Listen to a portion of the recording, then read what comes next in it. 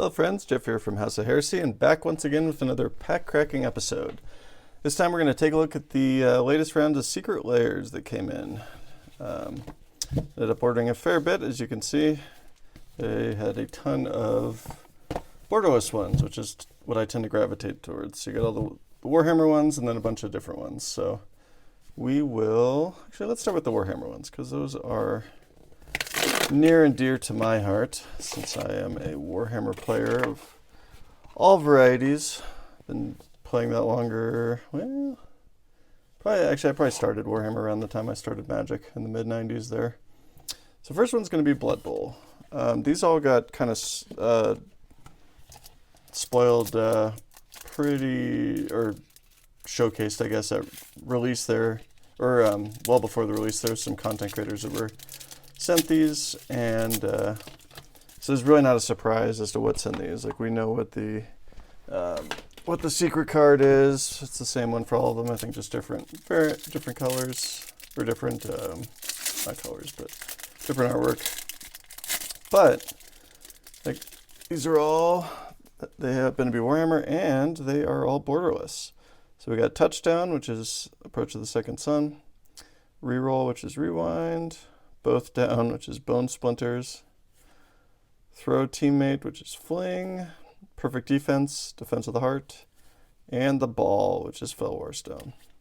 So these are all pretty cool. These are all from Blood Bowl. This is actually one of the sub-games that I have never actually played, but I am familiar with it because I used to play Warhammer Fantasy back in the day. And then our special card is Waste, which is going to be the same for all of them, just different artwork.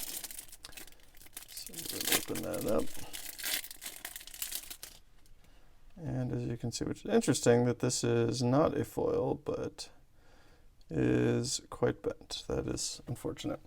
Hopefully I'll be able to kind of work that out once I get them into sleeves and stuff like that. So next up we're going to do Age of Sigmar. So I have played some Age of Sigmar. I was real big into Warhammer Fantasy back before they did away with it and turned it into Age of Sigmar. But it's still fun. I still have a lot of my fantasy armies that some of them I did convert over to round bases when AOS came out.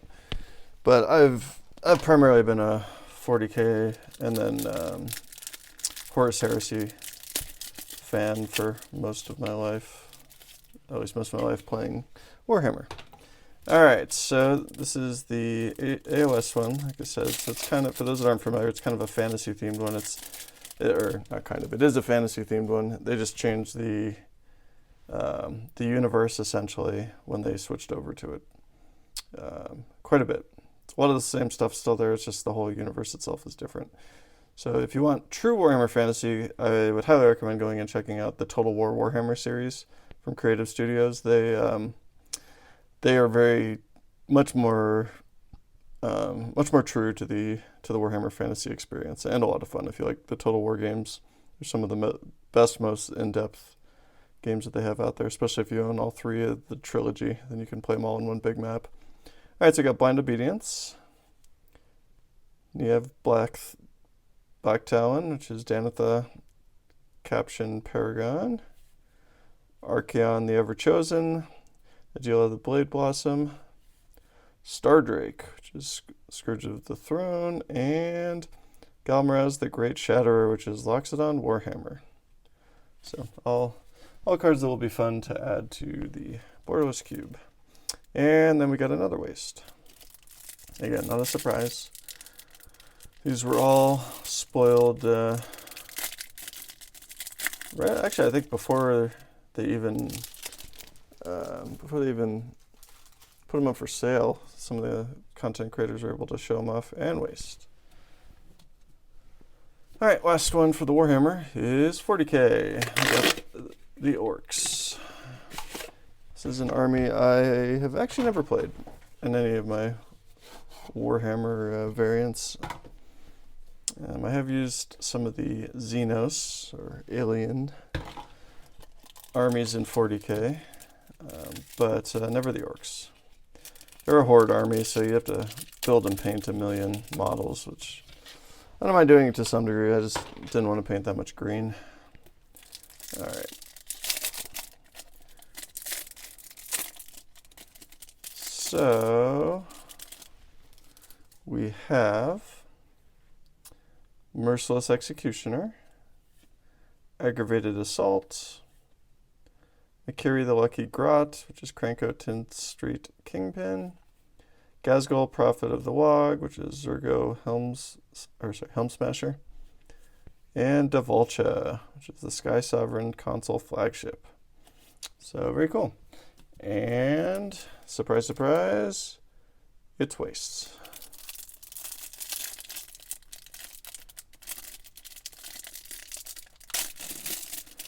All right. So now we'll get into the rest of that super drop. I believe that was what, November's? Can't remember. October or November's, one of the two. So these, for the most part, the ones that I got were Borderless, but I did get a couple that weren't, because I either wanted the cards or I thought they looked cool. So we got special guest Yoji Sinkanawa.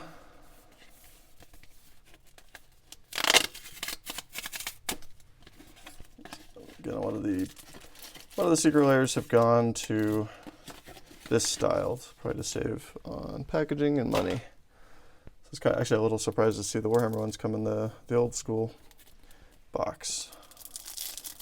All right.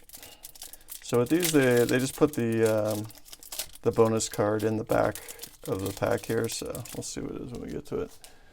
All right. So these, obviously, Borderless, so super cool. So we got Phyrexian Metamorph, which looks great. Tezzeret the Seeker, very cool. Really do enjoy this artwork. Skull Clamp. It's actually a card I do not own many copies of, so that's pretty cool. Solemn Simulacra. And bonus card is Pulmonic Slivers. We'll throw the bonus cards down here right now. We're getting lots of the slivers, and nothing too wild or crazy there. All right, next one is the weirdest pets in the multiverse. So hopefully we'll get some of the chase cards that are in the bonus slot in the Secret Lair. I've had some luck. There was one super drop where I got a Persistent Petitioners, which is unfortunately was the cheapest one, or the least valuable one now.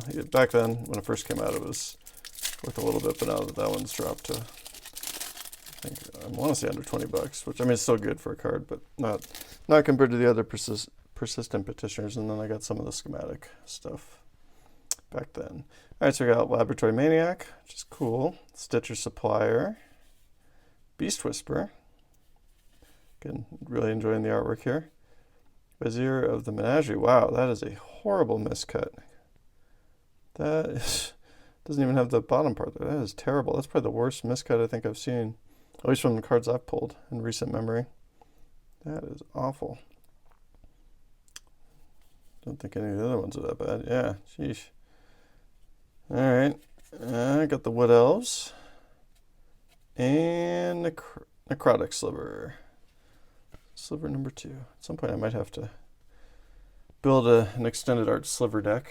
One of my buddies that I play Commander with pretty much weekly, he has one, so probably won't do it anytime soon, but now that I got all these slivers, might be worth doing at some point. All right, so this is the Space Beyond the Stars.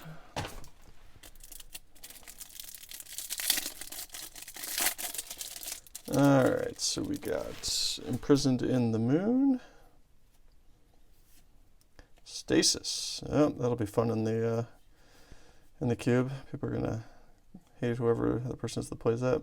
Prismatic Omen, Wheel of Sun and Moon, and Basal Sliver.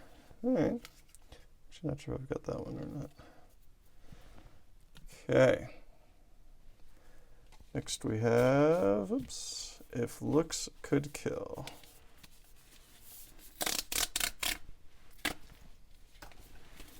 Just say that it feels like they're definitely going more and more towards the Borderless side on these Secret Lairs. A lot of the, I'd say the majority of them that have been coming out have been the Borderless variant. Like just in terms of like the different styles of cards that they produce. At least that's what it feels like, because it seems like I'm buying a bunch of them. Okay, we got Azumi, the Our Lady of Scrolls. Liliana of the Dark Realms, that's awesome looking artwork. Reflector Mage, also cool. Adaptive Automaton. And Opaline Sliver. Make another sliver row here. Cool. All right, next up, I did get 2 copies of this because I liked it. I thought it looked really cool. I really like the Galaxy foil artwork that they did in Infinity, so I got a set for the cube, and then also a set for me to use, or at least to sit there and look at. All right, so we got Ash Barrens, Command Beacon, Fabled Passage, Strip Mine, and Hibernation Sliver. Huh, actually don't know if I've pulled that one before. All right, so this is one of the Ash Barrens. Or sorry, one of the Galaxy foil editions. I'll probably just keep the other one in this package for now. I don't need it immediately, so some of these I'll just sit on for a bit. All right, we got special guest Junji Ito.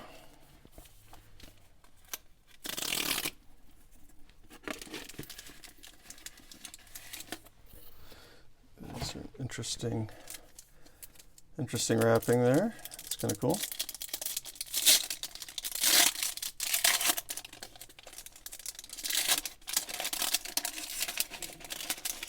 All right.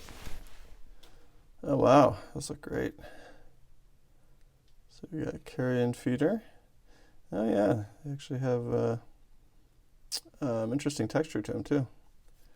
Doomsday, Plague Crafter, Thoughtseize, and another Necrotic Sliver.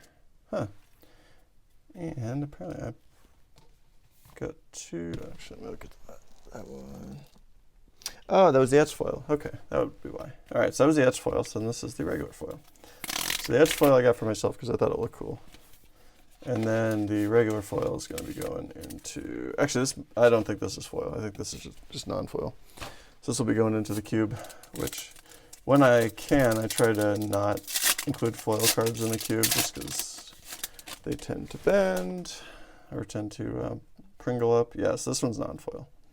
All right, so we got Carrion Feeder, Doomsday, Plague Crafter, Thoughtseize, and Siphon Sliver. That's cool. All right, we are definitely rocking the slivers.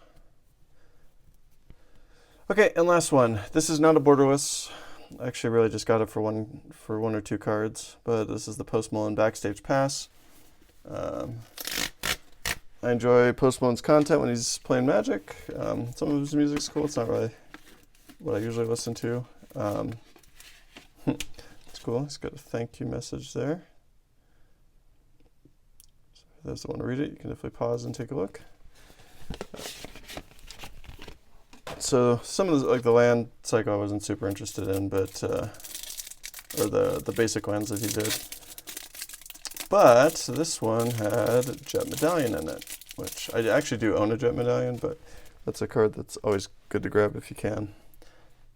So, for those that don't remember, this is Post, Son of Rich, which is Carrick, Son of Yawgmoth.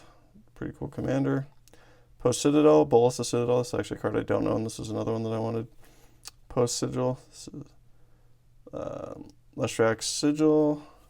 Jet Medallion, which is probably the biggest reason I got this. And Post the Enchanter, which is Zur the Enchanter. So, that's cool.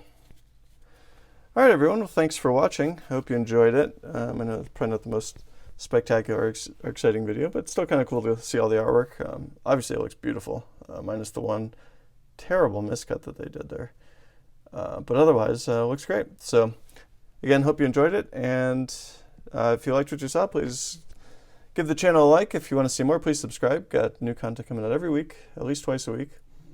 And as always, please throw some comments down there. Love to hear what your thoughts are. Thanks again, and until next time.